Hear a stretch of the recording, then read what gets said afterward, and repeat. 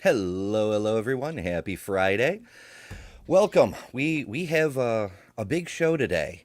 Mhm. First and foremost, I'm joined by the lovely and talented Bre from Hive Psi and the incomparable sailor lady Stephanie Helms. How are you, There's a folks? butterfly on my windshield. Mhm. But that's good. Oh, I like it. I like it. Yeah, It actually fits beautiful. in very nicely with the scenery.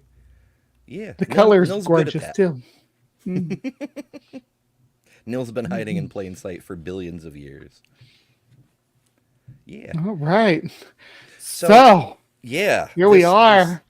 this interview that Dawkins did has kind of gone super viral. Like a bunch of people have covered it already. Stephanie did. There's a link to Stephanie's take in the description because there's a whole bunch of stuff that we just can't cover. you know, there's Mhm. there's a bunch of relevant science. There's a Stephanie, who was that person you reviewed? Jackson Wagon on that interview. You're muted, Steph.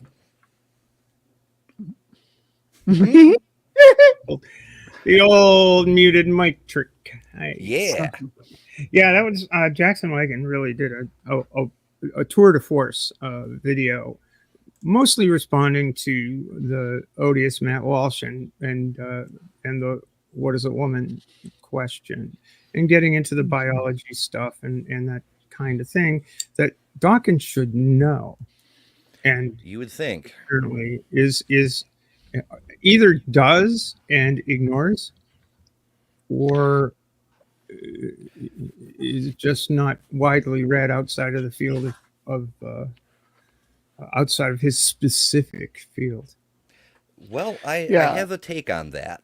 It the clue actually came to me last night when we were over at Amy's talking to Sunflower. Some of the things he said indicated like thought stopping processes. And when I saw this interview, I wanted to look up the book that Helen Joyce wrote.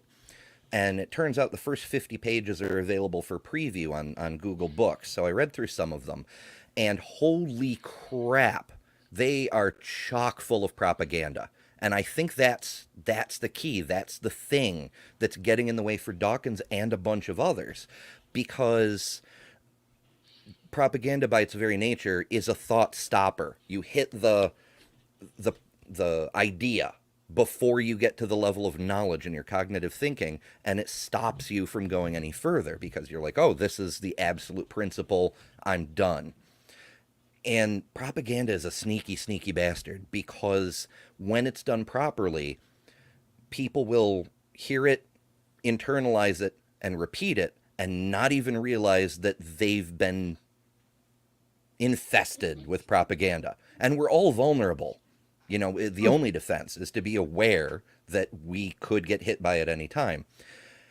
And unfortunately, smart people are especially vulnerable because they depend on their intelligence to keep them safe from it, so they think they can't be fooled, which makes them even easier to fool.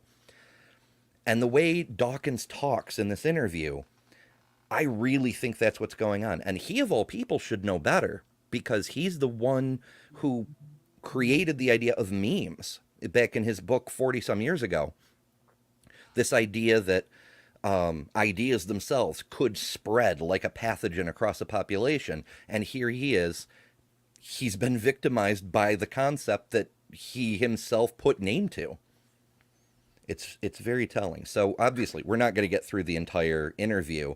Oh wait, And a concept that he gave. Are we talking about meme because he's become one? yeah, he Yeah, really has. yeah, it's funny, isn't it? And isn't that odd?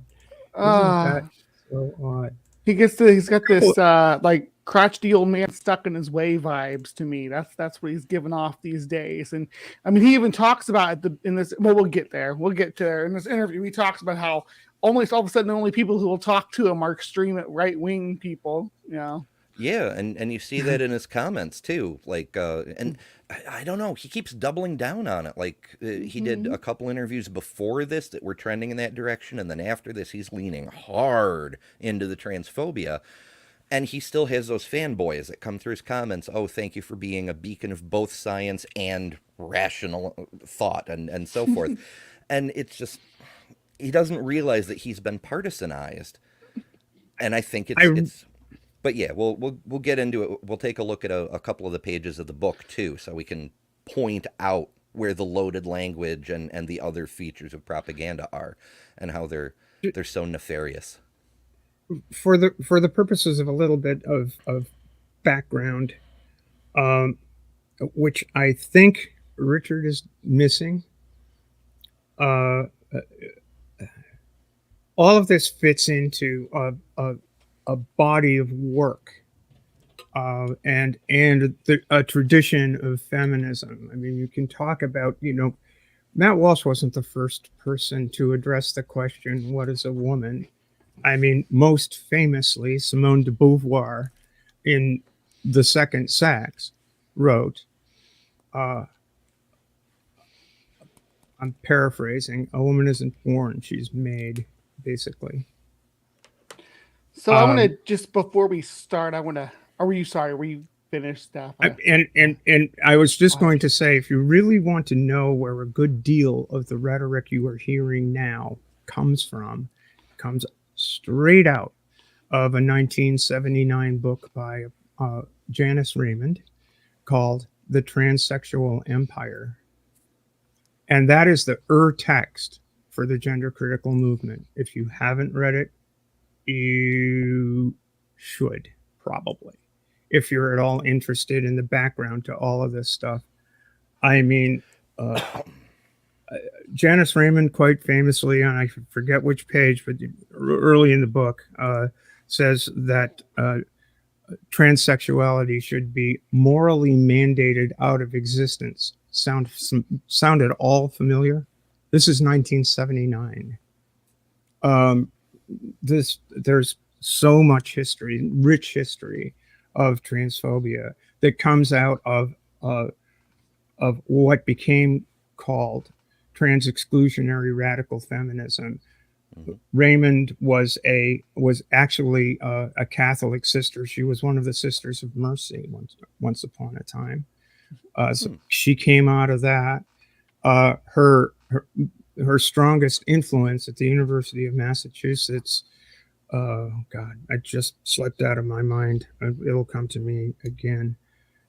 Mary Daly was a radical feminist, also out of the Catholic tradition. So there's a lot of background here that I think informs Richard's point of view and Helen's point of view. I mean, Richard's like 15 years older than me, so he clearly has been through all of this, but he should have been inoculated. But anyway, let's roll this dumpster fire. Yeah. Adventures, for sure. All right, so the interview is called "Trans When Ideology Meets Reality," and that's the name of Helen's book too. And we've got the photo of I forget Leah Thomas. Leah Thomas. There it is. Yes, mm-hmm. As I always say, I am so bad with names, and that kind of shows what we're getting into right on the thumbnail, which I suppose is the point, because we've got people who are cherry picking out the few examples of trans athletes who are able to outperform others, even in a very, very limited sense, in like a single type of race or what have you, when the vast, vast majority are in the middle of the pack somewhere. But that's a whole other topic. The point is just that this discussion is being framed in terms of, look how horrible this is and how people are taking advantage. And we get into all the nonsense really, really quickly. But we'll start with the interview and then switch to the book. We may go back and forth a bit. It'll be a flow. It'll be fun. I think I've already set the video to go past the awkward introduction to just where Helen starts talking, but it may not have stayed, so we'll see how it goes. Thank you. Thank you so much for having me on. Well, I work for an advocacy organization called Sex Matters now, but my background has been rather varied. So when I was a little girl, I wanted to be a dancer, and I actually went off to dance school when I left school at 16. And after 2 years, realised that wasn't a great idea and went and did a degree in maths in Trinity College Dublin. And I stayed and did my master's in Cambridge and my PhD in maths at UCL in London, and then spent 3 years doing postdoc in mathematics before changing course and going into public understanding of maths and science. And then in 2005, I joined The Economist as the education correspondent. And I spent 17 years there doing various jobs, along the way living in Brazil as a foreign correspondent, and then becoming an editor of various sections of the paper, including the international and finance sections. So it's a lot. There's a bunch that's not relevant. But the reason I want to note this is because it's not relevant. She holds a doctorate in mathematics. Well done. And she worked as a mathematician, and now she writes for The Economist. None of this qualifies her to have an opinion on biological matters. She's a layperson who fancies herself an expert. She's not a psychologist. She's not an endocrinologist. She's not anybody. So, I mean, I lean heavily on research-based medical treatment. That's what I am in favor of for people, and I think that research is done by doctors in the fields of psychology, endocrinology, even sociology. There's research products that I've been part of because I was a twin, so I got to be part of a lot of sociological research projects and stuff growing up. So there's a lot that goes into this area of study that she's not qualified to have, and she just, if you look at her site, well, we'll get into it. Yeah, let her freaking. Yeah, I would think as a mathematician, she might be able to count up the number of Olympic titles, or in fact world titles in elite sport, of the number of trans women who have captured one, and the number is actually 0. Well, that's the fun thing about it, is the data doesn't actually matter to her because she's coming at it from an entirely different perspective. Yes, but one of bigotry. So let us continue. And one fateful day in 2017, the editor sat down beside me at lunch and said, "Why do the kids keep coming home and saying such and such is trans?" And I said, "I have no idea. Shall I look into it for you?" And my first attempt to find an author, I found somebody who had been through a lot of queer theory and gender studies at university and managed to write 3 pages about people identifying as male or female, man or woman, without ever mentioning that sex is about reproduction and that the sexes are reproductive roles, and that. So there's another important point, because she found a scholar who specializes in this and wrote all these studies, wrote 3 pages, because that's how much data it takes to produce 3 quality pages. There's a ton of information that needs to be boiled down. And she's over here being all Dunning-Kruger about it and being like, well, you didn't mention the one thing I think is important.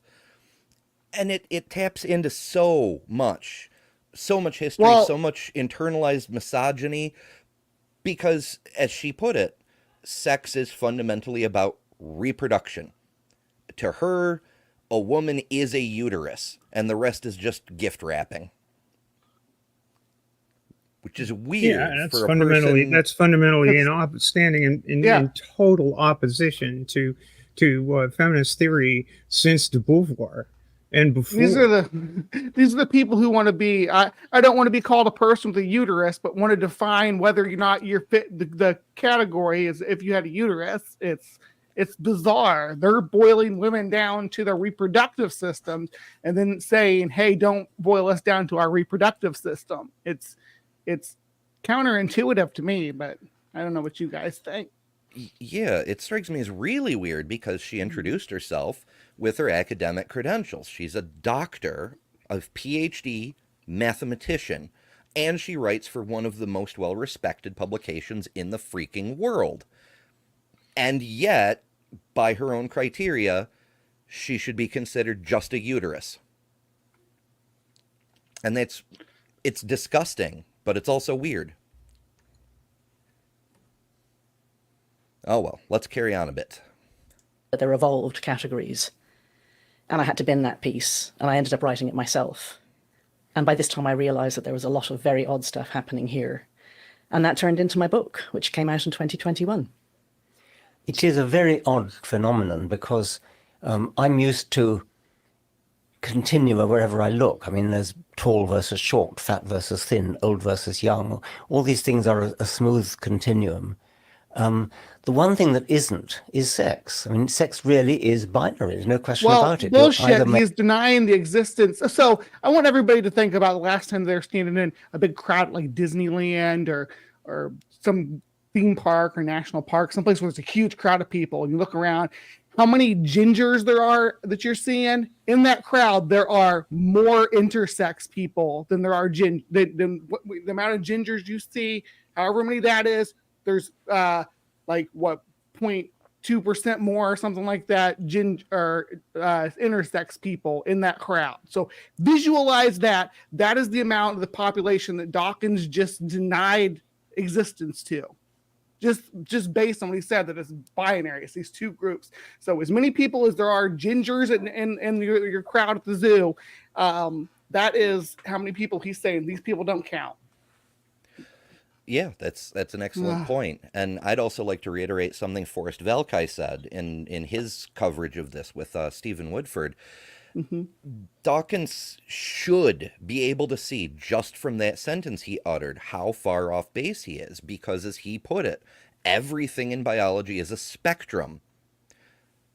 Except this one thing that he has motivated reasoning to consider isn't a spectrum. That should be his clue that he's looking at it the wrong way. It doesn't comport with the rest of biological reality.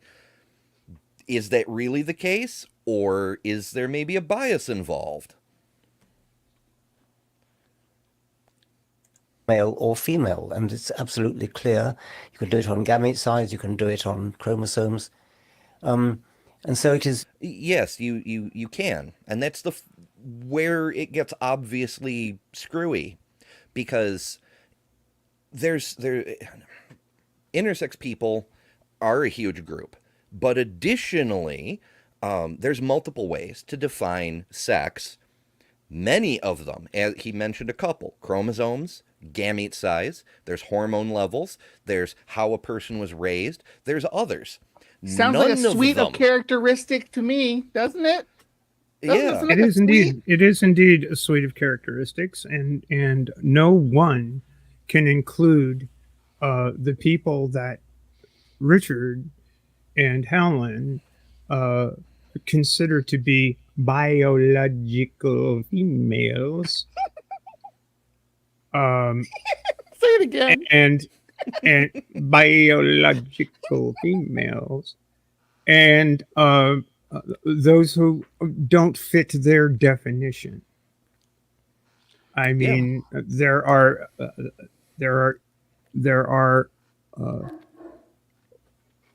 persons with XX chromosomes that do not produce gametes at all. There are also people with XY chromosomes that do not produce gametes at all for one reason or another.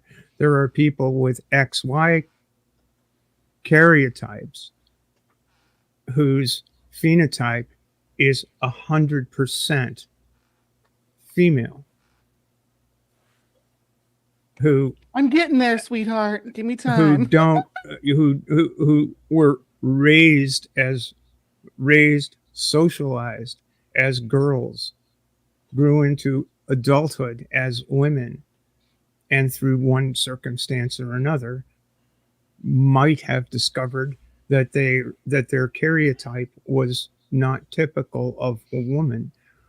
Should they be transed at that point, according to Richard, according to Helen? Should they have their phenotype altered to conform to their karyotype by virtue of when the headline here, trans, when ideology meets reality? That is a reality for some people.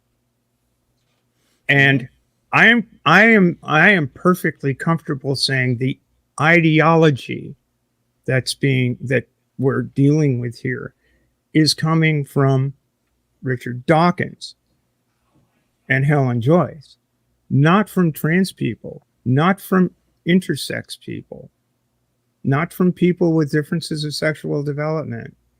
It's coming from inside the house. You know, it's just dumb. Yeah, as the saying goes, because there's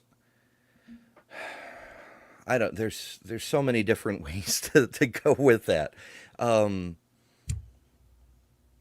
Yeah, there's so many people who do identify as cis who are still not 100% on either end of the Yeah. scale. Like Frank Turek, for example, who did not 100% match the male male phenotype.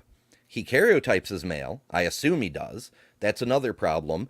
Not everybody's just out getting karyotypes to confirm their genes match what they're supposed to be, but that's a whole other thing. Frank Turek had to have breast reduction surgery because it made him feel less manly to have boobs. So he had gender affirming care as a cis male to confirm his gender. So it doesn't even take trans people to be somewhere in the middle area of that bimodal distribution. But there are a tremendous number of people. I put a link for this in the description, but I'm going to drop it into the chat as well for a list of, what's it called? I have too many windows open. A map of gender diverse cultures around the world. This is from pbs.org, and it's got a bunch of little pins in the map, and this is by no means comprehensive. It's just a few that Sampling. that Forrest gave me. And if you mouse over the pins, or click on them, depending on how your window is operating, it'll give you a description of the multiple genders that a given group considers, or what else they may have going on. One example is the Guivaderches of the Dominican Republic, who are born phenotypically female, raised female, but some of them turn male with the onset of puberty. They grow a penis. That's what the word means, is penis at 12. So what do you do with them? They're assigned female at birth, but now they have a penis, which according to Dawkins is the criteria of maleness. And that's where you get into things like this locker room. People are talking about seeing a trans person in the locker room. It's like there's a spectrum of genitalia. It's not just penis and vagina, but there's everything in between too. Every single thing in between that you can think of exists, like in nature.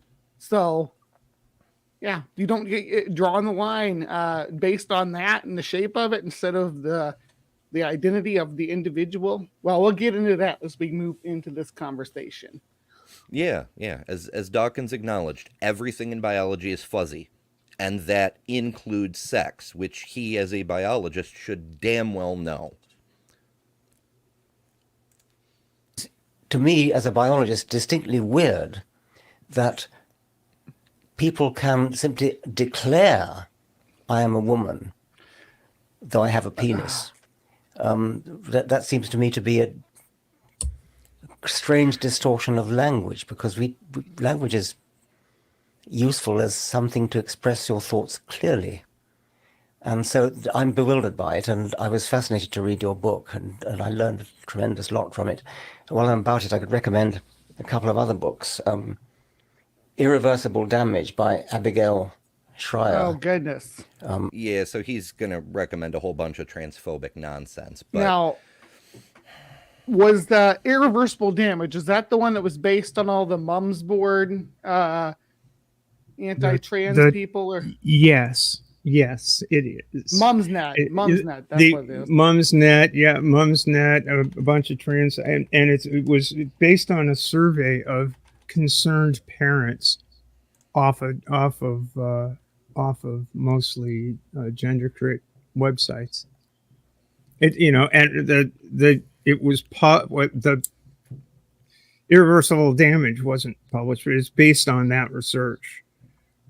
Yeah. And that research was published and then withdrawn, and then republished with a whole bunch of nope. Yeah. Not how it Well, works. it was published, and then it got reviewed by a whole slew of other professionals in the field, and was like, oh, holy crap, this is all wrong. This is terrible for treating transgender youth. This is not reflective of what we understand at all. But And people the subtitle of the book, which was popular, is a popular exposition of this extremely flawed research, is the transgender craze afflicting our daughters. Oh, scary. Yeah, it's only from a couple of years ago, published June 30th, Seducing, 2020. excuse me. Yeah, and that kind of Seducing, shows the misleading nature of it right on the title page, because it's loaded language and it's sexist as hell, and it shows that underlying issue that people have. We don't care about the truth of an issue. We have to protect the women and children. And that's always how it goes. Every single time. Yeah. I realize we're like only three minutes into this thing, but I just got it. I ran across that this was just published today. God. Is it about the top surgery regret stuff? No. It's about it's So I got that. I got that it's, on my. It's about the U.S. national women's soccer team. The conservatives are going apeshit wild over how women's soccer's boring anyway, and they suck, and it's because they're woke, and it's because they're lesbians, it's because they support trans rights, it's because this and the other thing. So here's the crowd sitting there saying we support women's sport, shitting all over the women who play the fucking sport. Pardon me, there's something wrong. Yeah, it's well, there's a lot of things that come to mind. Posey Parker and her incendiary rhetoric. It just there's so much, but we could tangent for days on that kind of nonsense. But yeah, fundamentally, it always comes down to this idea of we have to protect women, even if it's women who are being harmed by this protection.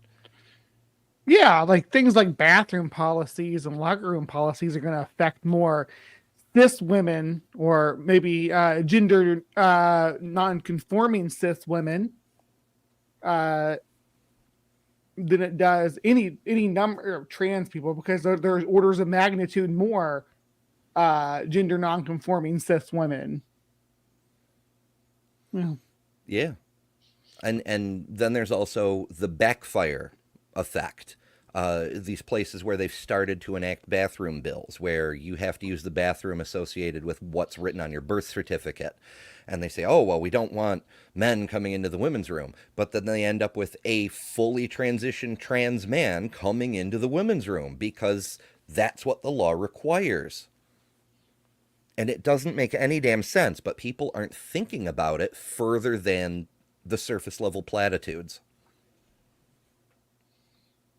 So I want to get into the book a little bit. This is the foreword for the paperback edition.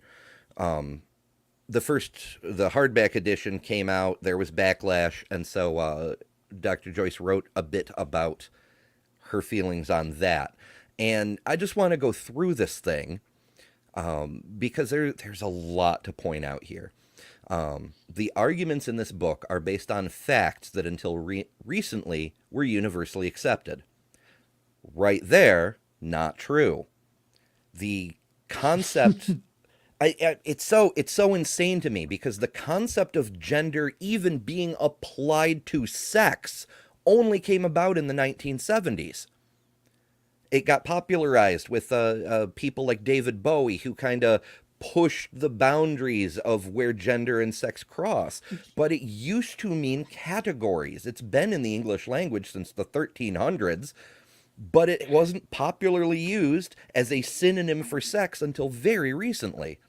The 80s was totally like men in spandex, big hair and makeup on. It was it's only this recently that being that we've really gone more lean back more and conservative this way as a culture and society. For a long time, the counterculture, the progress has been rolling, like you said, since the 70s with being more accepting, and we've been pushing and pushing. Finally, there's been this pushback when it gets to the trans movement. You got your mother in a world. Not sure if you're a boy or a girl. Hey, babe, your hair's all right. Hey, babe, let's stay out tonight. I like you and I like it. I mean, that was 1970, I think, 70, 71, something like that. I mean, come on. Yeah, it showed up in concept, sometimes in coded language, but sometimes more openly. Like there was that wasn't coded. Well, you know, coded. but some were. Shoot, I can't think of a good example because all that's coming to mind is an old Stones song that's a little too lewd to say on YouTube. Are we going to do like an English class and each read a paragraph? Even earlier, Lou Reed. Candy cane from out on the island. In the back room, she was everybody's darling. Yeah. You know, that she shaved her legs. Now he was a she. I mean, that was in the 60s. It was Lou Reed. I mean, these people, it's like these people were born yesterday. They haven't, the only thing they've read is freaking Janice Raymond. If they've done that, you know, they just don't like the notion that society's become more accepting of gay people, of trans people. They don't like it. They don't want it. They want it to go back to the way it was. They find Richard Dawkins, who's sitting there saying there are two sexes and go fuck yourself. Otherwise, it's remember he's dismissing all those people. When you think about a crowd of people, dismissing all that portion of the population. This really hit. You know, people are like, "Oh, well, transness is so." No. Trans people have been around as long as we've got history, and before then, undoubtedly. And like there's a couple of famous writers. Again, I'm awful with names, but there's a couple of famous writers. One dressed as a man and was socially accepted as a man, even though everyone knew she was a woman and they were a lesbian couple because that's what the culture required. But they knew and no one cared. And going back further and further, you can see more and more examples. Every time you look in history and you see they were roommates, they were either gay lovers or somebody was trans. Yeah, you'll see the pictures of them like embracing each other, like erotically embracing each other, and they'll call it the best friends or something like that. Yes, they were very close. And it's just it's so tied up. There's a couple of famous pirates, I think Anne Bonny, and again, I'm bad with names, but they dressed as men because that's what was expected. But there you are. They lived as Calamity men. Jane. If you're getting historical, she was a about the closest thing you find in the Old West to a trans man. She dressed the part of the males in her community and talked and acted like them. Yeah, and you can find example upon example upon example going back through history. it was just the objection to it is more recent than the thing itself. Because a long time ago, people realized that how other people lived wasn't anyone else's business, as long as they obeyed the same laws everyone else did. So it's kind of like a counter reaction to the increasing levels of puritanistic crazy that's been contaminating our society for the last few decades. Helen goes on to say that humans cannot change sex. That's not the point, because I don't think she really grasps that sex and gender are not the same. Rather, she insists they are the same, even though they are clearly not, but that's neither here nor there. That males are on average much stronger than females. That's a little bit misleading language. While it's technically true, statistics don't apply to individuals, so it's really more of a scare tactic. I'm just stating facts.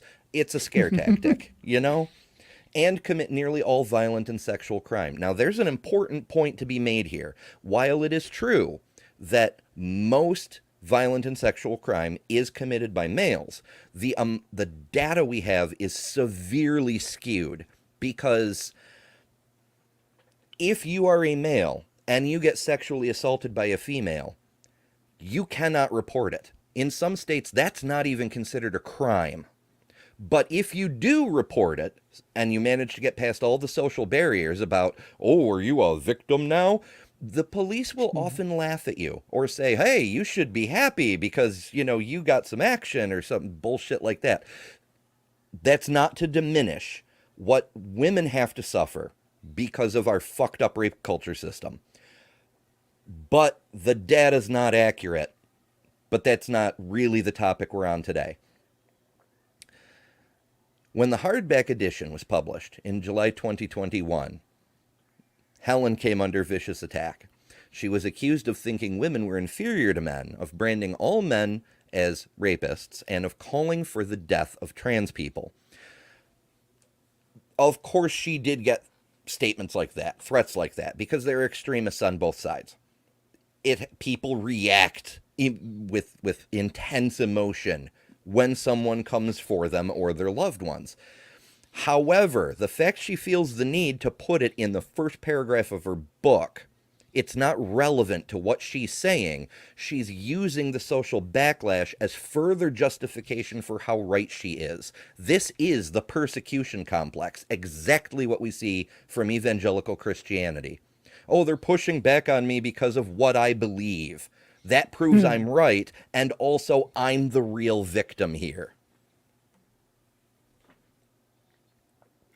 My arguments were compared with racism and homophobia. I was branded a bigot and a liar. One reason for this backlash, I realized, was selective compassion. Irony. Activists who expressed genuine and reasonable concern for the struggles of trans-identified people would simultaneously dismiss women's desire for safety, privacy, dignity, and fair competition. Irony again. Same irony, because she's, without any thought, dismissing trans people's desire for exactly the same thing, and kind of implying that trans people are all a threat. All of us. I do identify as a threat when called upon, but that's not really the point either. It's horrible.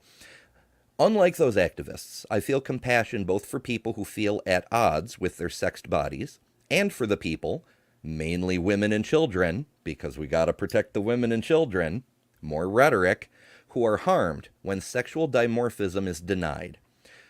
So she's just throwing it out there. Hold on. Sexual dimorphism is what we do with the hormones that we take as trans people to alter our bodies to take on the phenotypic dimorphic traits of our chosen gender, right? Of what we're trying to express as.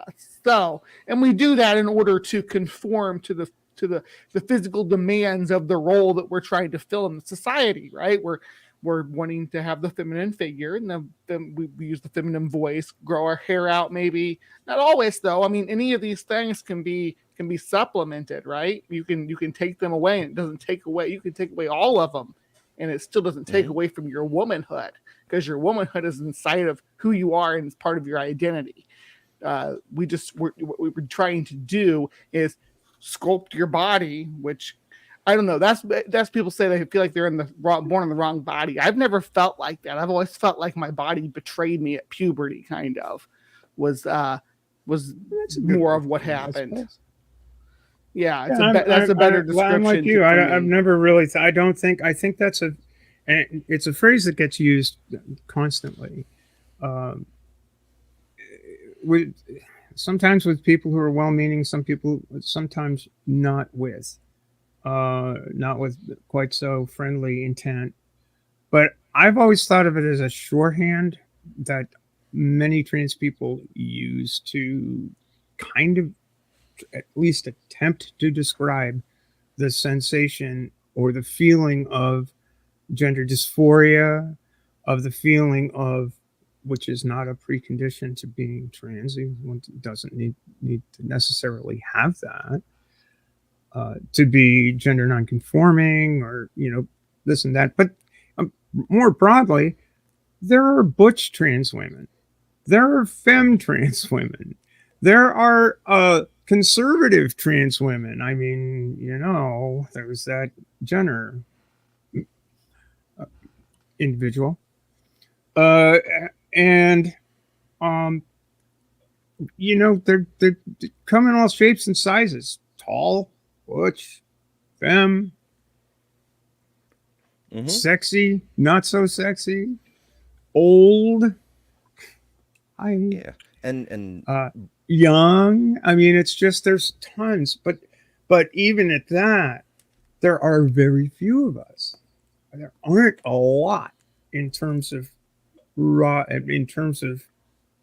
percentage. But that shouldn't matter when we're talking about a class of human beings and a category of human beings. They are first and foremost human beings. And the thing that's profoundly disturbing about Helen Joyce's take and Richard Dawkins' take is the fundamental presumption that our being who we are is abnormal in a pathological sense. I would say, sure, it's abnormal. If it were normal, everybody would look at cis people as being somehow strange. There's a great Star Trek episode on this very topic.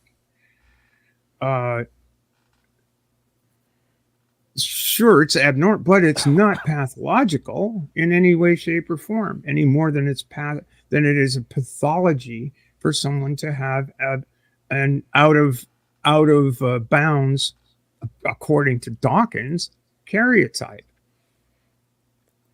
I mean, what are you doing with an X0 person who can kind of go either way phenotypically? So some are assigned male at birth, some are assigned female at birth. They are raised, treated, etc., and so forth, go through the whole socialization process and are oftentimes quite happy at being boy, man, woman, girl, woman. Are into the gender binary,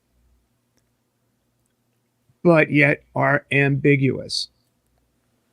I mean, the culture as a whole wants to put people in those boxes. And what we demonstrate, what trans people demonstrate, what intersex people demonstrate, is that the boxes are insufficient. And a scientist ought to realize that these aren't the exceptions that prove the rule that you've constructed. They are the exceptions that destroy the rule.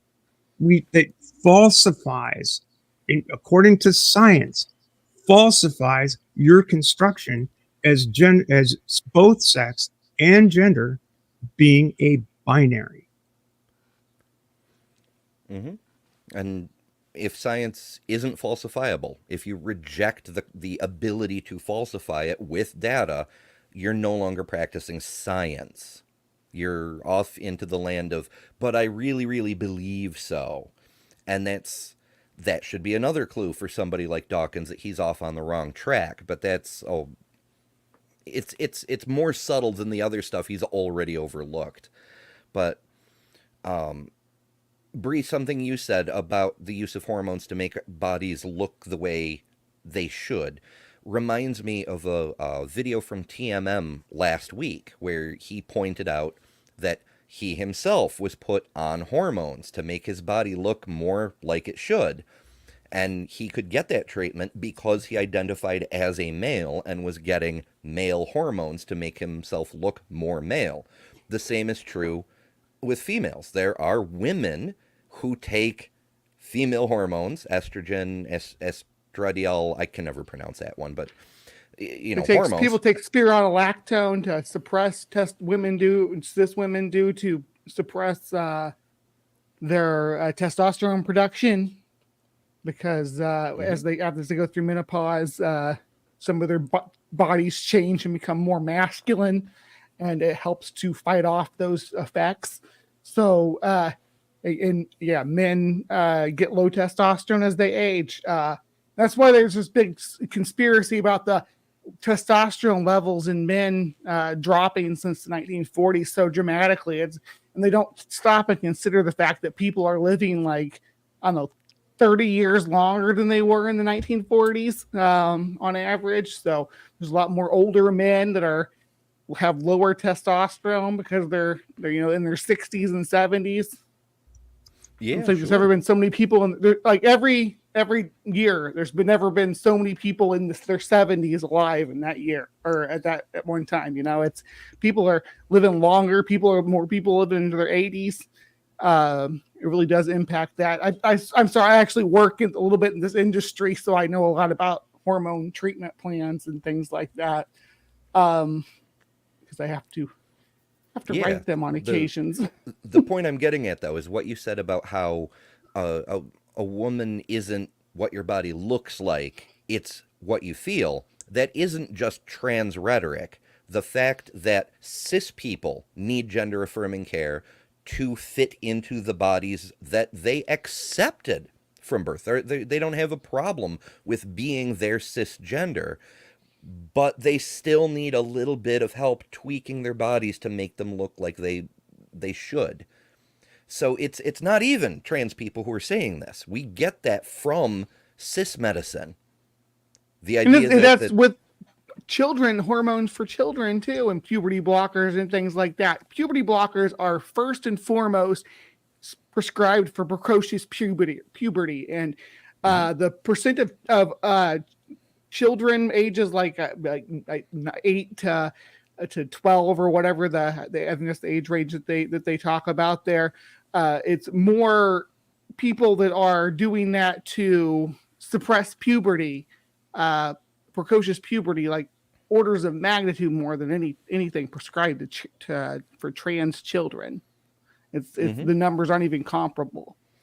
Yeah, the same is true for a lot of gender-affirming care procedures. Like, people have been making a big stink recently about top surgery for trans teenagers. And while I do agree that we should have just considerably more physician oversight on any non-essential surgical procedure in children, the fact is that a lot more of those procedures are happening for cis children, like a 16-year-old who wants to be in a beauty pageant and so gets implants. There are tens of thousands of cases along those lines every year that no one bats an eye at.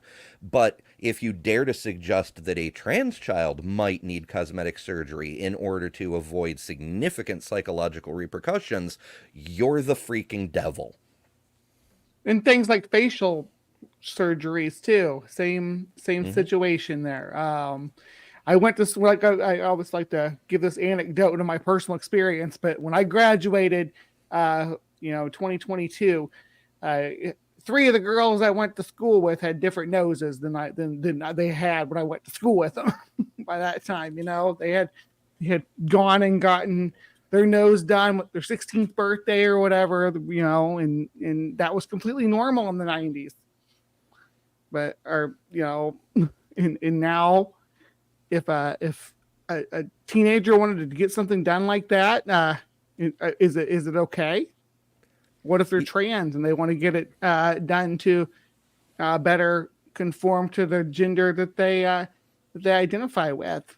Yeah, like TMM pointed out. Again, I'll add the link to the description after the fact. I didn't expect to reference this video so much, but as he points out, the fact that he as a male could get the maleness treatment without a problem, but a woman transitioning to become male could not at the same age, shows that laws against this sort of thing discriminate based on sex, which is absolutely prohibited.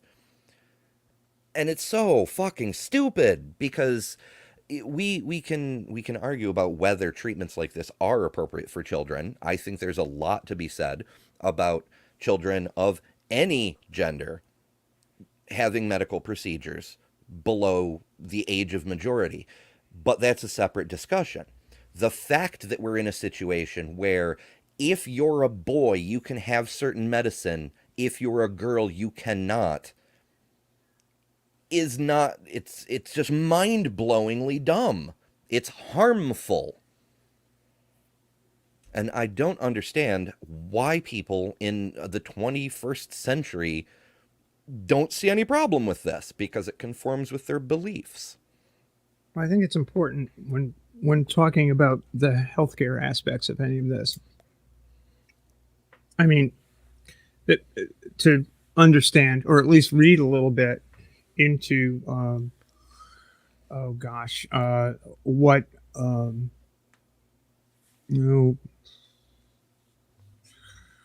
the American Academy of Pediatrics, the American Psychological Association, the American Academy of Child and Adolescent Psychology, the American Medical Association, the American College of Obstetricians and Gynecologists, and, many, many more medical groups who have dealt with this issue for well over 50 years and delved deeply into it, what their standards are for treatment, and have been for a very long time.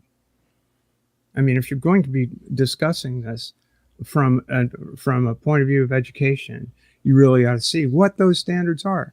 And let me tell you, it is a long path of evaluation, determining whether just the diagnostic process is a long process of determining whether a child is insistent, persistent, and consistent in their identification as far as their, and I hate the word identification, their feeling of who they are as a person vis-a-vis gender. And one does not get into a treatment program without having that sort of insistent, consistent, persistent presentation to the healthcare providers, to their families, to themselves. And I think that regardless of one's feelings, you can't know what it feels like to be that child. And I was that child. And I was that child in the 1950s, where the treatments were basically aversion therapy, including electroconvulsive shock therapy, where dissuasion from being oneself was the goal, where the training was to hate yourself. And if you can tell me that that could be in any way beneficial to someone's mental and physical health with a straight face, I think you're a cruel monster. Yeah, we ran through a similar thing not that long ago with homosexuals. How a similar treatment pattern was prescribed, where children were basically tortured in and brainwashed to be straight, and even when it lasted, they still had lifelong psychological trauma. And it usually didn't last because a few years down the road, they started to deconstruct all that nonsense. But it was justified because people would say things like, better dead than queer. Parents would really rather have seen their child dead than be dishonored by the fact they were queer or any number of other things. And people are using the same language today. The data is out there. When people are denied access to the things they need to, not unalive themselves, people use the same language. They're still saying, oh, they just need to learn to hate who they really are and learn to behave like the person we say they should be. Exactly the same as was done with homosexuals not that long ago.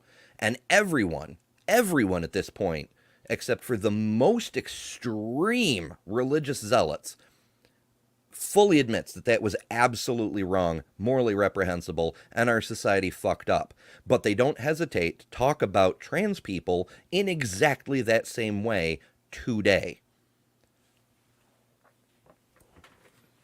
It's the cognitive dissonance is infuriating, but I'm going to pull back my rant a little bit, and let's try to go on and see what other ideas pop out here. So Helen goes on to say, at first I was puzzled that well-educated young women were the most ardent supporters of this new policy of gender self-identification, even though it is very much against their interests. I literally can't go one sentence in this forward without running into a piece of sophistry or rhetoric. Very much against their interests. She's assuming her conclusion in her opening. That is circular logic.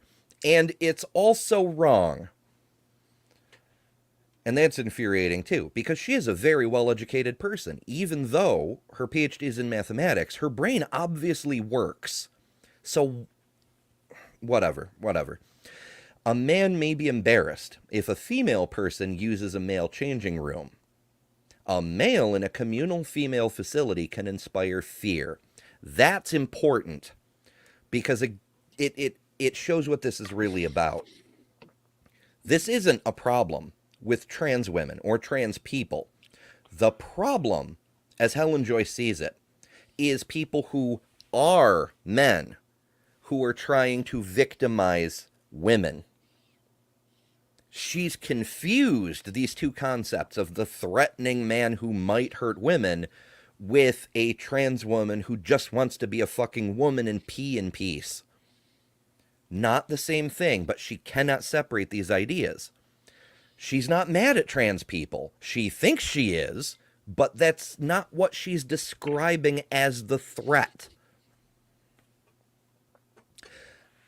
I came to see it as the rising generation's luxury belief, a creed espoused by members of an elite to enhance their status in each other's eyes, with the harms experienced by the less fortunate.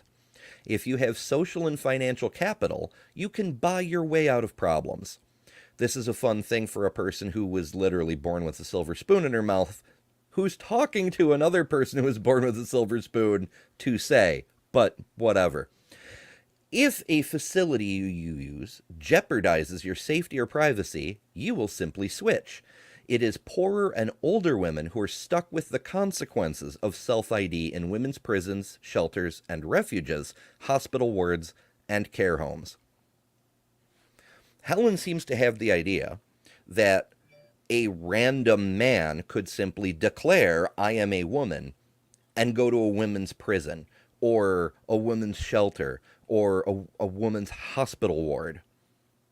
And that's not how that's ever worked. Now, there are cases like Chloe Cole, where a person believed they were trans, and their doctors dropped the ball. Doctors are human. Doctors can fuck up, which is another reason why we should have more medical intervention rather than more law intervention. But that's a separate thing. It's true, we do have to watch out for people who don't really understand the situation, think they might be trans, and start taking action prematurely.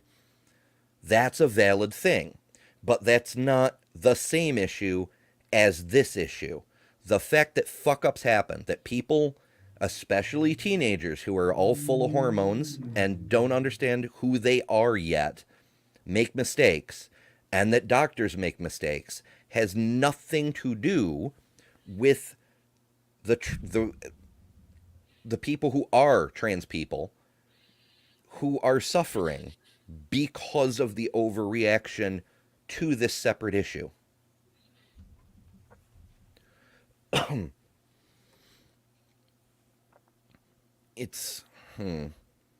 trying to think of an analogy. I'm not getting a really good one. I don't want to throw out a false analogy because I know somebody will just tear it apart and be like, false analogy, haha. You're throwing out, fallacies yourself, Ember. How dare you? So I'm just not gonna at this point. But if one comes to me, I'll bring it back up. Oh, let's see, where were we? And some women's apparent. Oh, go ahead, Steph. I just want to put some numbers on this. Let's say 4%, 0.4% of the population is trans, right? And given the regret rates of being in the neighborhood of 2%, right? Let's just look at the United States. 350 million people in the United States. That means 1.4 million people in the United States. So 2% have a regret rate of some nature. So for the sake of that 2%, you're going to let 1,372,000 people not have a happy life. For the sake of roughly, we don't do that. People. We don't do that with any other kind of medical treatment. No, we don't. No, we fucking well don't. And there are, in fact, there are decent studies to substantiate those numbers. I mean, no, it's not 100% accurate. Exactly, Enter. What about the 98% of the people who don't regret it? And I just gave you the raw numbers. For the sake of 18,000 people, you're going to let 1,372,000 be, There's a layer of tribalism to it, They would rather 98% of us have to suffer, and just to make sure that 2% of theirs don't accidentally think they're one of us and not turn out to be, and have that terrible regret rate. And for the sake of Helen Joyce's and Richard Dawkins' ideological purity, that's what they're insisting on. Let's put a stop to all of this. Let's put a stop to all of it. Let's ignore the past 50 years of medical science and satisfy my ego, my insistence on what is palpably bullshit. Yeah. So that I can be right. It's just garbage. I'm sorry, mate. It's just garbage. Yeah, it's fundamentally the same thing as Christians trying to institute biblical law, Muslims trying to institute Sharia law. It's, I don't care what the science says and how many people it hurts. I'm right, and you can't convince me otherwise. It's especially bad in intellectuals and academics like Dawkins, because that's been his whole career. His entire life, he's had to stand in front of crowds who violently disagree with him and say, no, I'm right. But that's not serving him well in this context because he's lost that that key to being a scientific minded person of always keeping foremost in your mind, you could be wrong.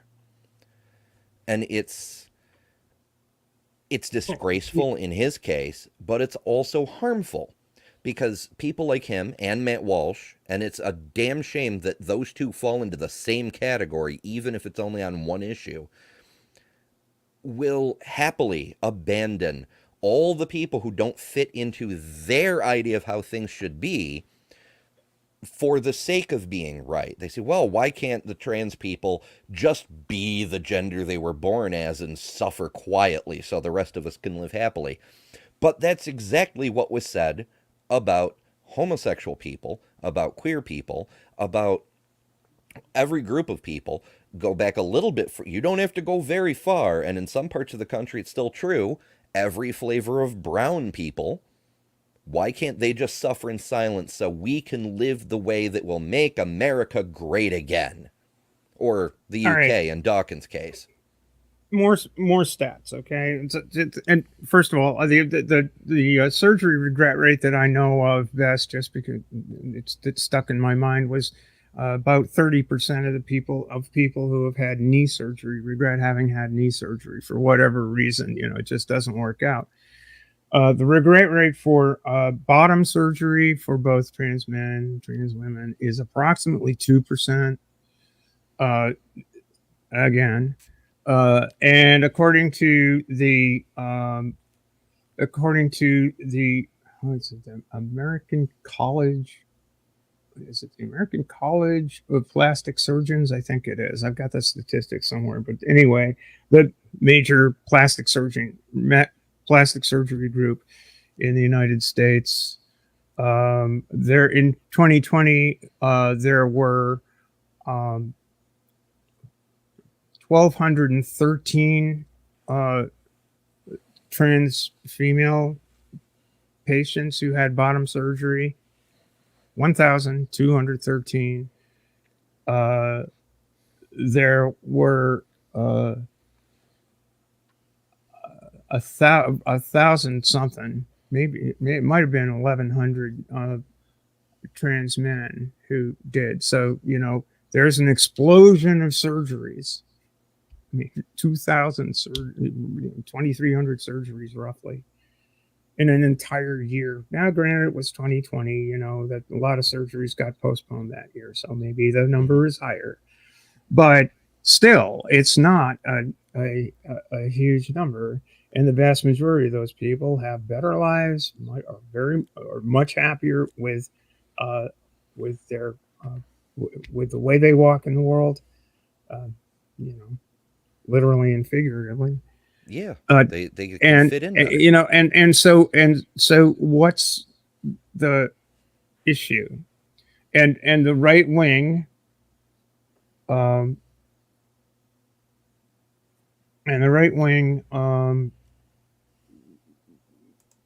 pushes out headlines like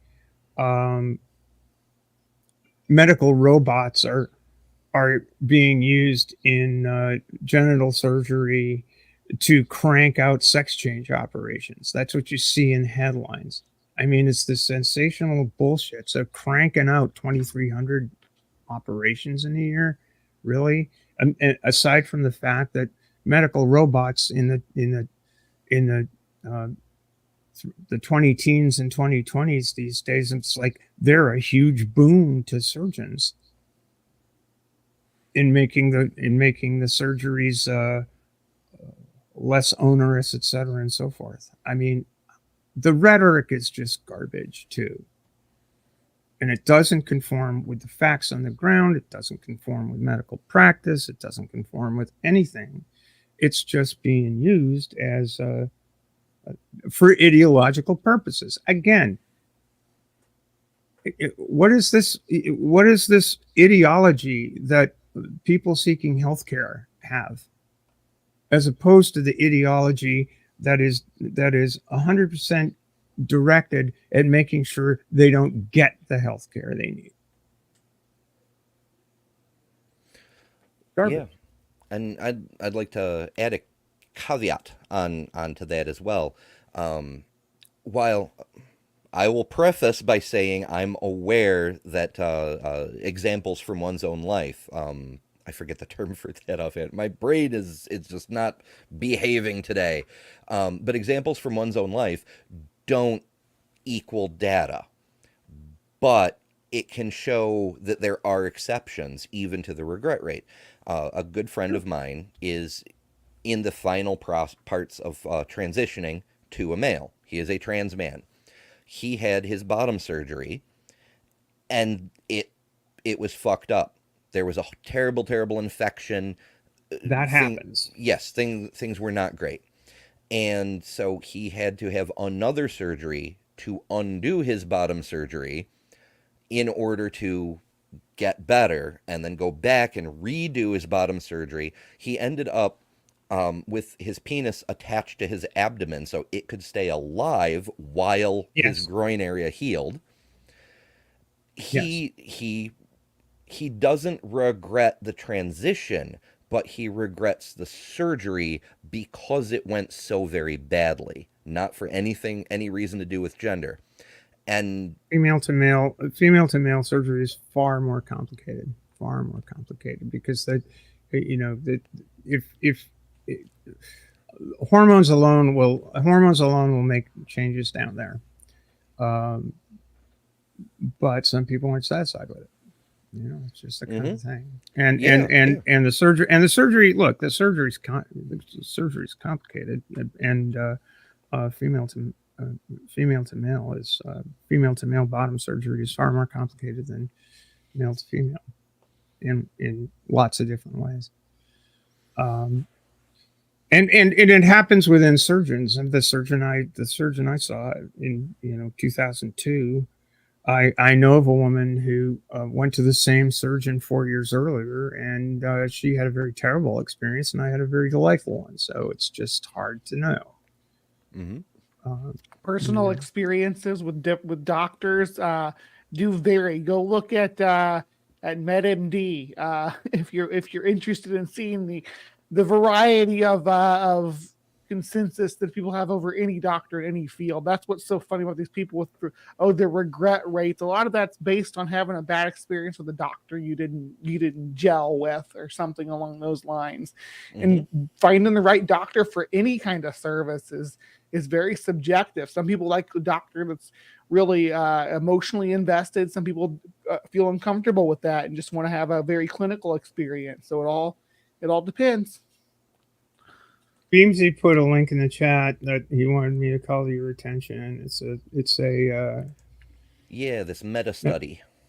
Yeah, I've been scrolling through it trying to find total numbers, but I'm reading things wrong because I'm scanning too fast. But yeah, it's a meta study, so there's several individual studies listed, and the error bars for the various percents of regret rate based on each study. Some of these are from the 1980s. Some of them are, I see a 2018 here. So it's spanning this whole region of time. And as you can see, the regret rates, some of them are anomalously high, but have a relatively low sample size, whereas others the majority of them are damn near zero. And that's across the board. And I really like this study because it lists reasons, like Blanchard et al. 1989, one patient was dissatisfied with life as a female and considered returning to a male role. That isn't necessarily anything to do with one's body, but the way society treated them. They were dissatisfied with life as a female. We don't have enough information to indicate that it was the transition itself that was a problem, and more our society is incredibly fucking misogynistic.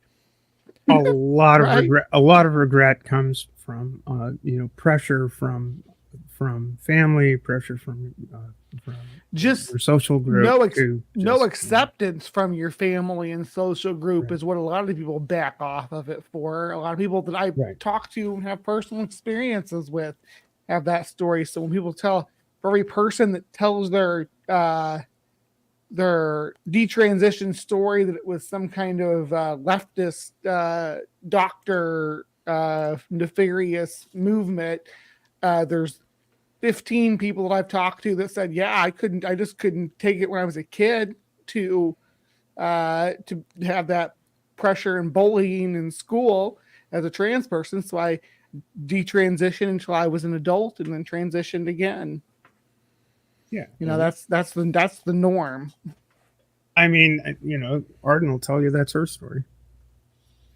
Yeah, it's the case for a lot of people. In fact, the friend that I mentioned earlier, he wanted to live as a man because he was a man.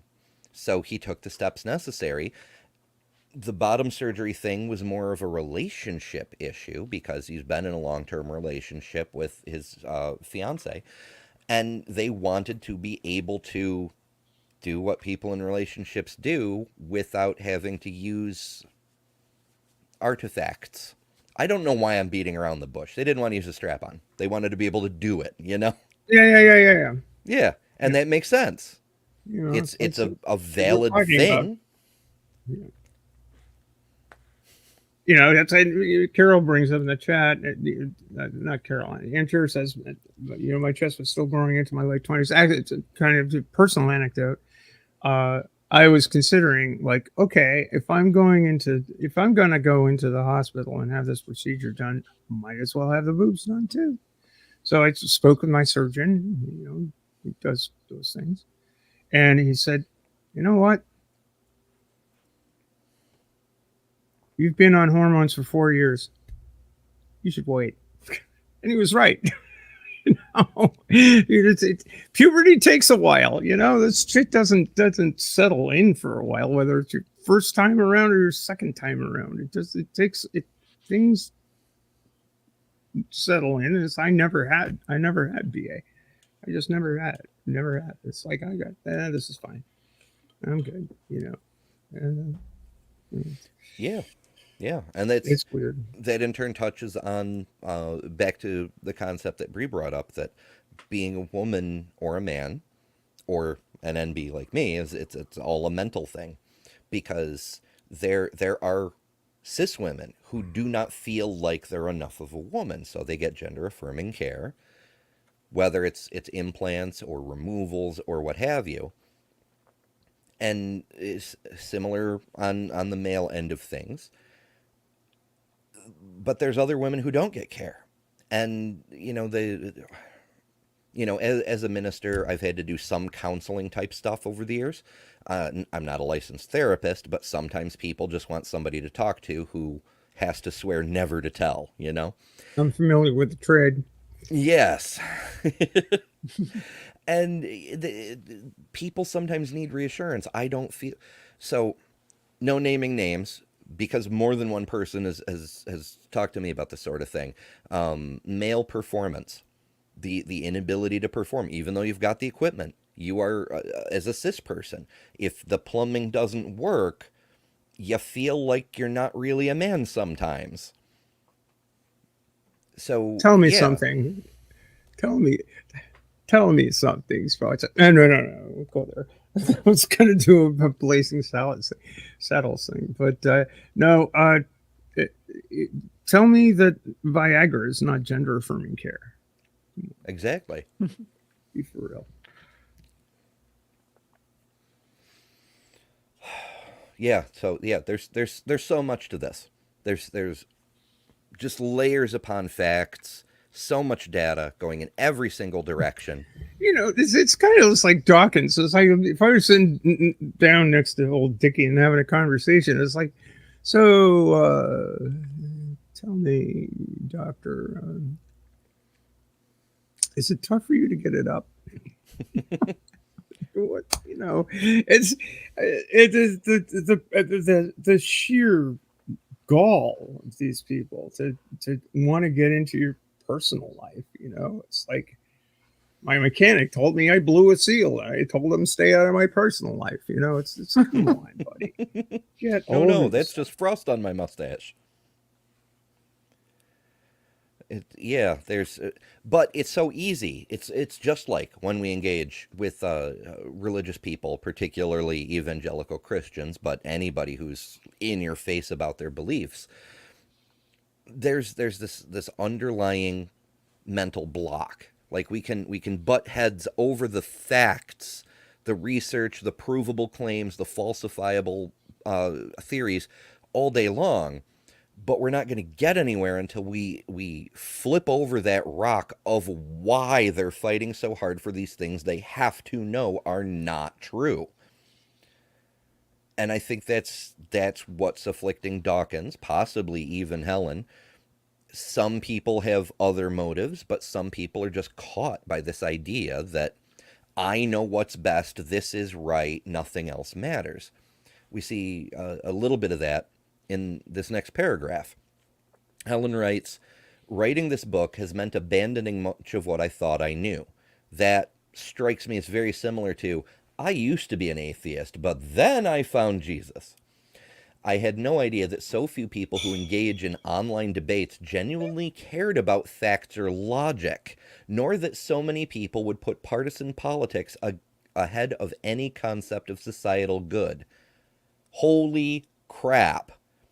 That sentence, it's loaded with so much rhetoric and propaganda.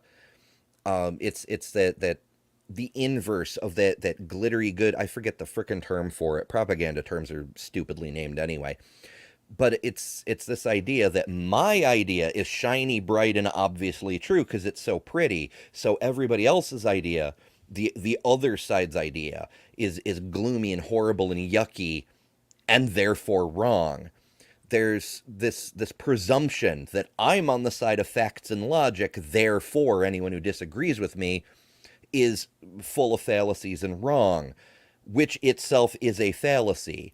There's this, so many people would put partisan politics ahead of any concept of societal good, when that's pure projection. She's literally doing that, yet accusing the other side of doing it. As many people have said, people on the conservative side, every accusation is an admission. And that's kind of what's happening here. I did not know that self-censorship was so common. I've received many emails, always in confidence, detailing legal troubles, blacklisting, and loss of employment. Social consequences for being a bigot publicly. Shock and surprise. I got used to being told, you're right, followed by, but I can't say so in public. And that leads us back to the persecution thing. The fact we're persecuted for our beliefs, which are horrible, evil, clearly wrong, factually incorrect, but we're persecuted for them, so they must be true. Because if they weren't true, why would people be fighting to silence us so much? It just makes so much sense. Where's my tinfoil hat? Where did I put that damn thing? All right, enough of the book for now. Let's go back to the interview. I'm sure you can tell, I'm starting to get a little worked up, and I'm trying really hard to stay calm and focused. About particularly focusing on young girls and how they get misled. And this one, Material Girls by Kathleen Stock, I listened to this on audio, so I don't have a physical copy of the book, so I printed out the cover of it. Helen, what do you... He's all about, the girls are being misled.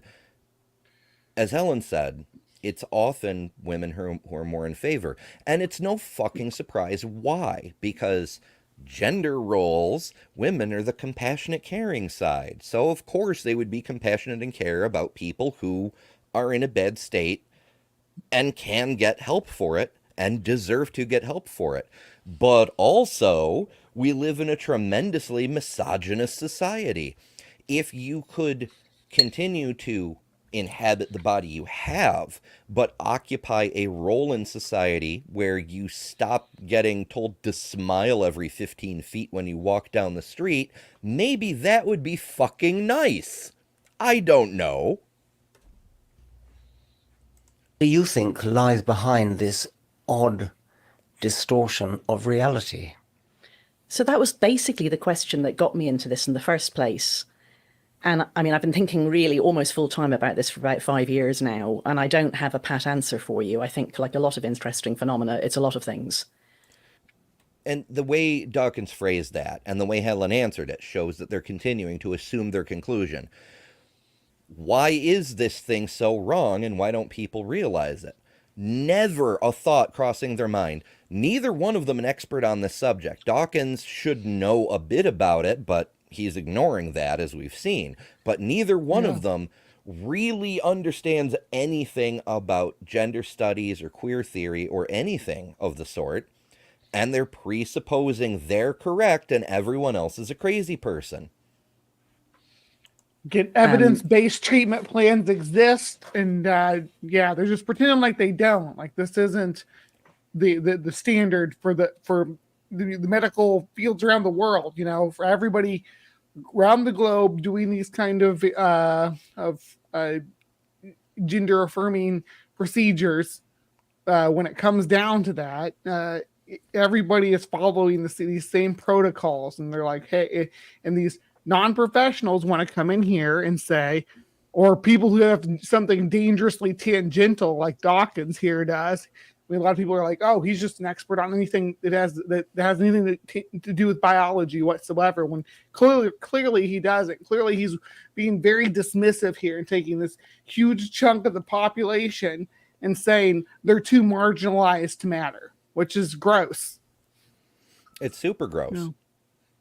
And it sets a terrible precedent for every other marginalized group to say, oh, this is okay because it's only a few people. But I'm reminded of a quote from Kim Stanley Robinson, one of my favorite authors, who pointed out that when a scientist rejects the consensus and forcefully disagrees and goes their own way, they may still be practicing all the methods of science, or not in Dawkins' case, but they may. But by refusing to engage with the academic community, they're effectively no longer a scientist. And that's kind of what we see here. They're the global warming deniers of gender, the climate change deniers of gender.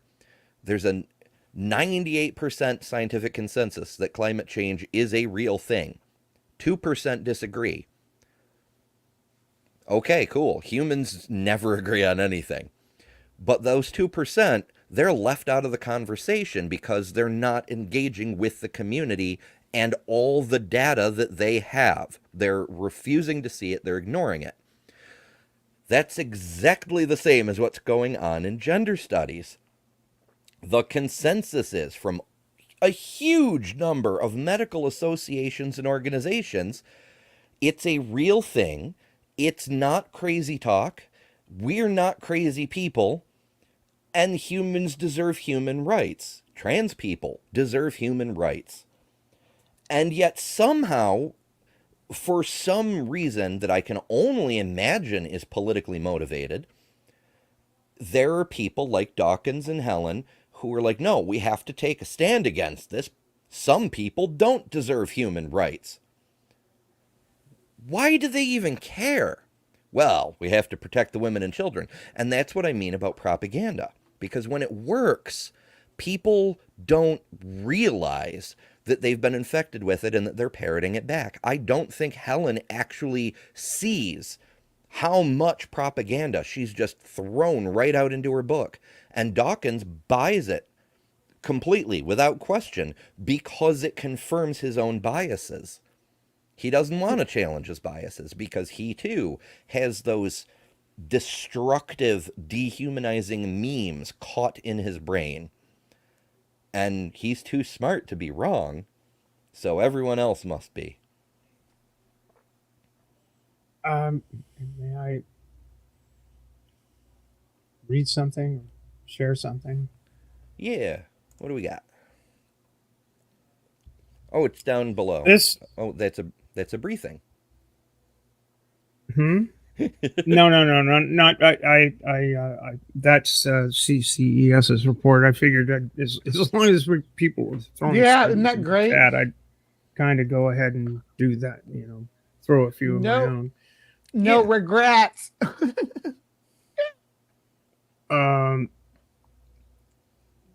Yeah, where am I? I don't know.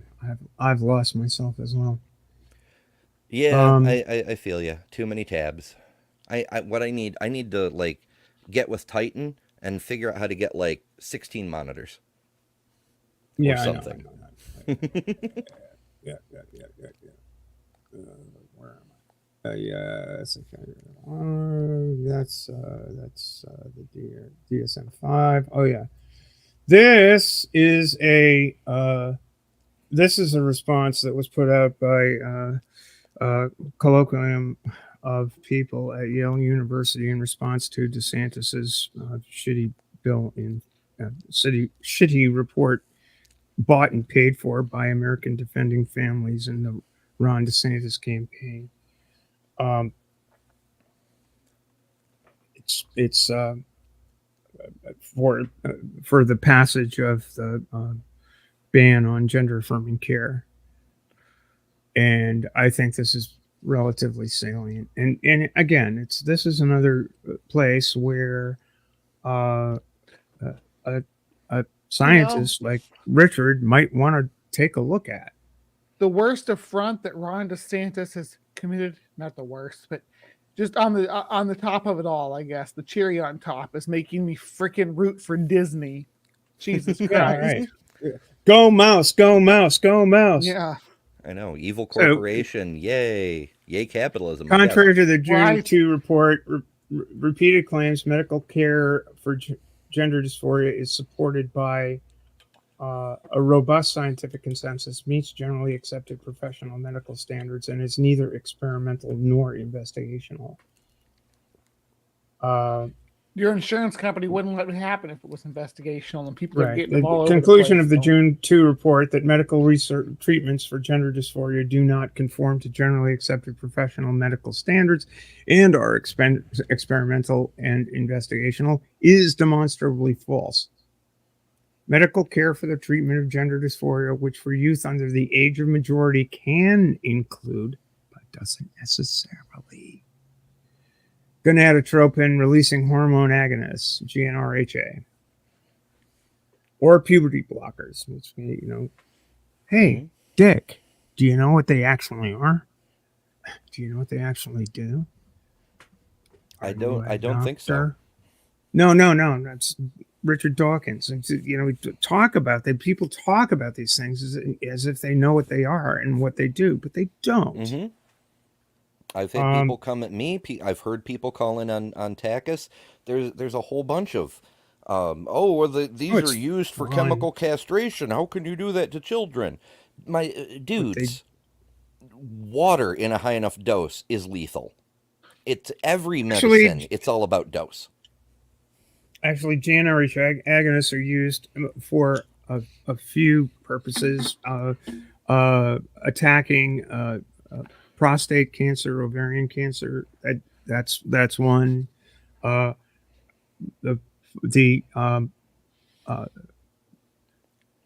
key one was, and these drugs were introduced in the 1980s, so it's not like they were introduced yesterday. And one of the uses they were used for was preventing precocious puberty in cis children. Mm-hmm. You know, it's like you don't want your 8-year-old growing a beard or a super early menarche, onset of menstruation. So anyway, medical care, which may include, has been vetted and approved by international bodies of experts based on scientific evidence. 2 authoritative bodies of scientists, WPATH, World Professional Association for Transgender Health, WPATH, and the Endocrine Society have published extensive clinical practice guidelines for the treating of gender dysphoria.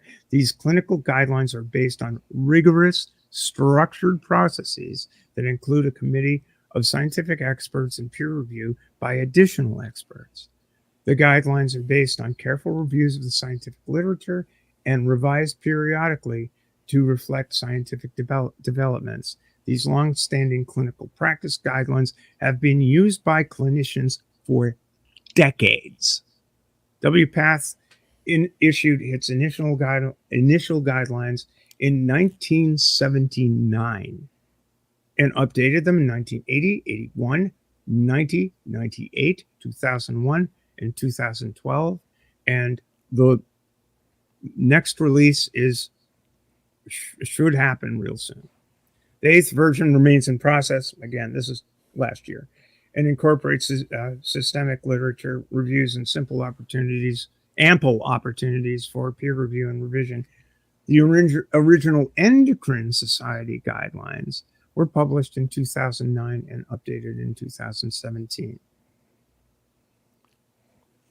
Reflecting the scientific and medical consensus, medical care for gender dysphoria has been confirmed as a standard care by every relevant medical organization in the United States, including the American Academy of Pediatrics, the American Psychological Association, the American Academy of Child and Adolescent Psychiatry. I mean, so I realize this is a polemic, and it's a polemical response to the equally polemical bullshit that DeSantis bought and paid for, like he bought and paid for transport for Venezuelans to Martha's Vineyard. But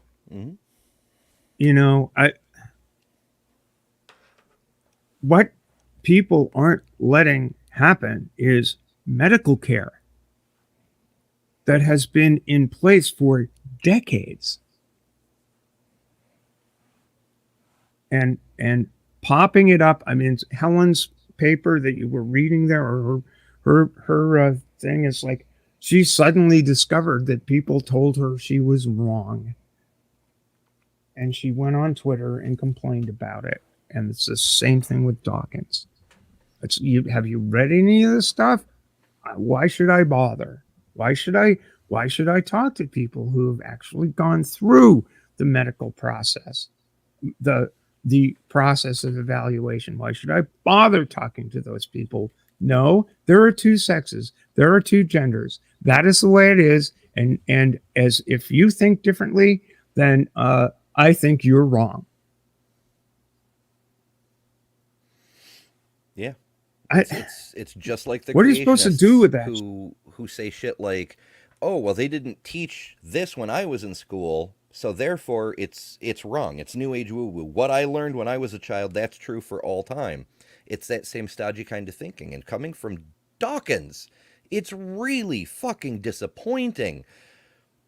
But it also goes to show the wider ramifications. I'm glad you brought up DeSantis, because it seems like a tangent, but it is not. Because if a person feels like this only affects trans people, who cares? Well, it doesn't, because of the propaganda that's been infused into this. This has only been a political culture war issue for a handful of years, and it's because of the propaganda and the rhetoric and the sophistry and the emotional manipulation. And because of all that, one of the major political parties in the U.S., and similarly inclined parties around the world, have started to seize on it and use it and say, oh, we have to protect the women, we have to protect the children.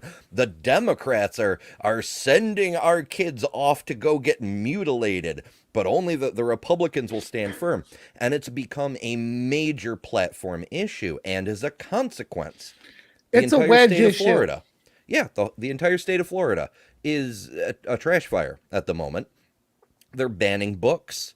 They're taking science out of the classroom. In response to studies like this one, Florida banned psychology from school. You cannot use psychological science in Florida schools because it shows that their bullshit is wrong.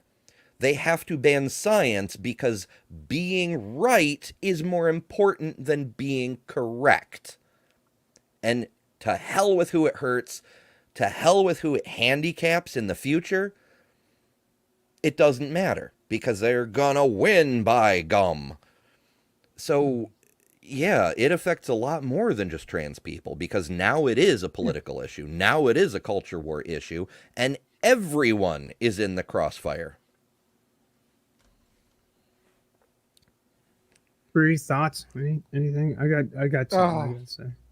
No, you go right ahead, Steph. I've been in deep thought here the last 15 minutes or so. Well, I just got, I'm just shut me the fuck up, please. I'm just thinking of all the complex treatment plans that go hand in hand with gender affirming care. They're very complex and involve multiple doctors across years of a process, because gender transition it's not, they go in one day. Bre, you know this from the personal side and the actual practice side.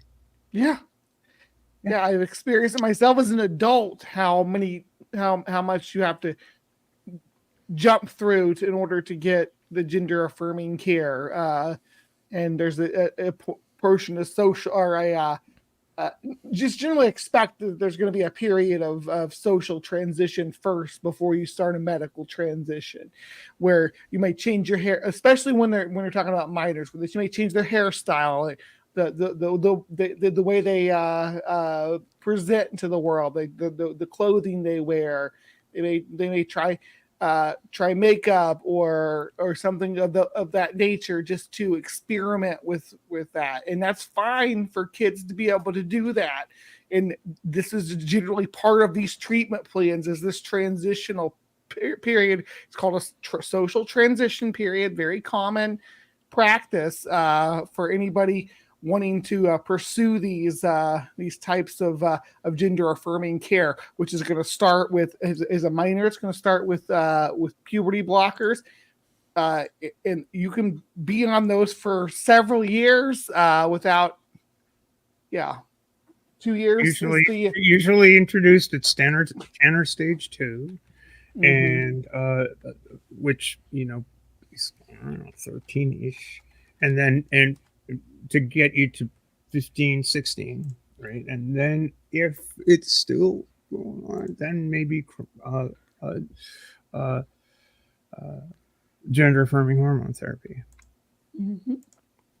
I mean, it's done responsibly by people who have studied, again, generation agonists weren't introduced until the 80s. So they weren't available for years and years, but since the 80s, people have studied exactly what they do, what the risks are. The risks are spelled out, like with any medication. If you experience an erection beyond 5 hours, please contact your physician. These are medical decisions for people to reach, that we don't need auto salesmen in state legislatures weighing in on. Yeah. It's just it's a thing conservatives should be on the same side as the progressives, because their whole thing is libertarian free will to it's and keep control the what they government want out of people's bedrooms, out of people's uteruses, out of people's bodies, out of people's freaking lives. It's not the government's damn business. Except it appeals to that lizard brain in us. Ew. Ew. Yeah, which is conditioned. I don't think it's natural to be adverse to trans people or same-sex couples or things like that, because you can condition a child to have that same response to a same-sex couple or to an interracial couple. That was a common visceral response to interracial couples until the 70s in this area. The fucking Mormon church wants to know what you do with your junk when you go and talk to your bishop. Hey, by the way, Yeah. And it's the same kind of stuff. Guilt the living crap out of people about normal functions and normal desires. Just guilt the fuck out of them. And Dawkins apparently, a whole bunch of people apparently say, well, that's not normal, and so you're not human. It's like, oh, not everybody experiences life exactly the way you do. Maybe you want to figure out. Yeah, Carol, there's ace people. Not everybody's said, preoccupied with sex. Carol said, please don't say that trans kids have to be in counseling if they can even get it for a year before puberty blockers. They don't have to be. There's generally it's preferred to do a year of social transition, but each child's case is going to be weighed on an individual basis, and the risk levels if they don't do a transition period, what their risks are as far as and a lot of more factors. I mean, obviously the one that everybody focuses on is suicidality, but honestly, there's a lot of other things that come into play with moving into puberty blockers too fast as well, depending on the child's social situation. And no minor can be treated prior to the age of majority without parental consent anyway. Yeah, especially for non-medically necessary stuff. Well, we are coming up on 2 hours. I think we've gotten most of the juice out of both the book and the interview. And we've touched on a number of important topics that are inextricably linked to this subject. Obviously, we're not going to be able to solve all the world's issues on a single live stream. No. But I feel like we've gotten a lot of useful stuff out there for people to think about, and given people who might be lacking some information, some additional perspective. For sure, we've definitely taken a different look at this infamous interview than I've seen elsewhere. So I want to thank both of you guys for joining. Both of your insights are absolutely invaluable. Before we go, do you have any additional thoughts you want to throw out there? There's a point in this interview later on that we did not get to where Helen claims that she doesn't work or hasn't worked for the Heritage Foundation. That's a lie. She did definitely work for the Heritage Foundation, but I want to make sure that everybody knows how horrible this place is. They finance anti-climate change propaganda, anti-vaccine propaganda, anti-abortion propaganda. They're all the worst things that you can think of for a right-wing think tank to do is they're doing it. But gender is their big ticket this for the last few months at least. So keep an eye on them and what they're doing and who's engaging with them and who's showing up at their speaking events, and just keep an eye on the Heritage Foundation. They're the thorn in society's side right now. They represent like a spearhead. Steph, what do you got for us? I just want to sort of weigh in on the thing. Well, I agree that in some respects, Richard Dawkins and Helen Joyce are victims as well. The problem is the victims that they are victimizing are an entire class of people who they fundamentally don't understand, are unwilling to try to understand, and the legislation and the political action that is making trans lives far harder than they need to be, that they are promoting with their rhetoric and their ideology. Their ideology, not ours, is pernicious and it's dangerous. And it's because they feel butthurt that somebody calls them out on their bullshit. I do have an episode of Cryptic Corner. I pushed it back at 10, so it's 10 o'clock Central now. What's that? 11 o'clock Eastern. It's going to be coming up, so I do want to plug that real quick too, because that's Yeah, Yeah. absolutely. Yeah, and I'm gonna go ahead and plug my little channel. I'm like what at this point I'm ridiculously undersubbed I am now at where am I? Where the fuck For the- am I? I for the have no quality idea. of content that's being put out. Ridiculously undersubbed. Yeah, I don't know. I think I'm up to close to 150 subbies at the moment, and tipped 4,000 views, and I'd appreciate any subs and support that y'all would like to throw my way. And also, I want to pump up the Transatlantic Calling Show, which is a very valuable resource where you can get to watch in real time a number of knowledgeable folk, all trans, dealing with callers like Richard Dawkins, who want to come in and push their view that we're not real to people who are sitting right here. And I'll be on that show on the 31st of August, co-hosting with Arden. So that'll be fun. yeah, they should be very, very fun. You can. I love it. I love taking those calls. It's really fun. Yeah, you can usually catch Try to Steph do it in nicely. the chat over on the line, but of course, Steph's own channel and Bree's channel, Hivesci, are both linked in the description. Make sure you definitely check these gals out. And we got a super sticker from Majestic P. Beck. Woo! Thank you so very much. I do appreciate it a lot. Trust me. I kind of wonder what the helps. It P helps. stands for. I don't know. Oh, Bree is curious. So I've got a little story to do before we go. Today is my oldest's birthday, and my oldest, they're an incredible human being.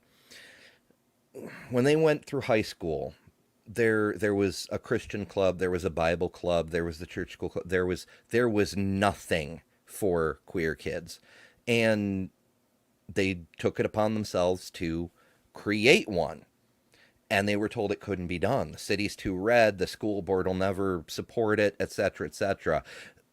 They founded the queer club in that high school, which still runs to this day, and they've gone on to, in spite of tremendous opposition in this very red area, came out as a non-binary person, an activist in favor of human rights, LGBT rights all across the rainbow.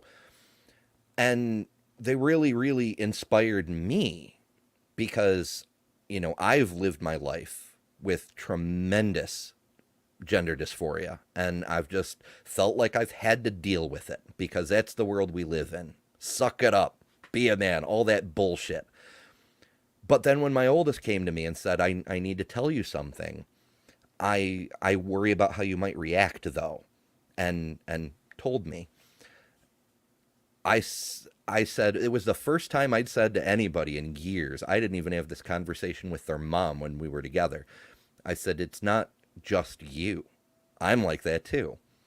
And so the fact that this child, in high school at the time, stood up and started advocating for other people in this part of the world where everyone was against that kind of ideology, and said, you know what, to hell with all your drunk ass opinions, some things need to be stood up for.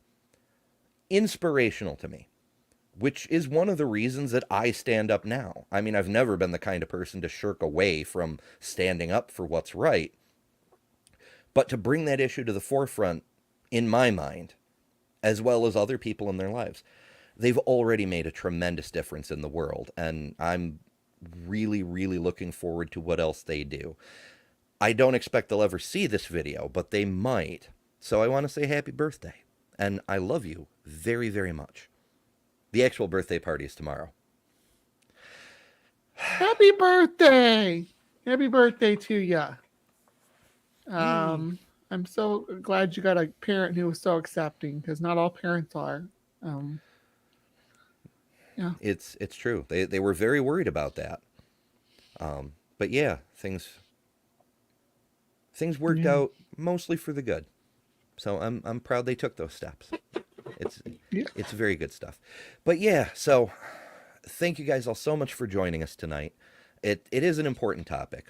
As suggested, we do this again as a Q&A kind of thing because there are a lot of people who have a lot of legitimate questions. So we'll look into that. We'll see about setting something up. But for today, I wanted to keep it on the topic of Dawkins' infamous interview and what's going on in these people's minds to kind of address it from a different angle, to look at what's really going on behind the scenes and the larger implications of the issue. So once again, thank you both for joining us. Thank you everybody for watching. Thank you future people for watching. I appreciate the hell out of all of you guys. And as always, remember, you don't have to step away from your lifetime career of following the science in order to just be right, because you are better than propaganda and religion. Good night.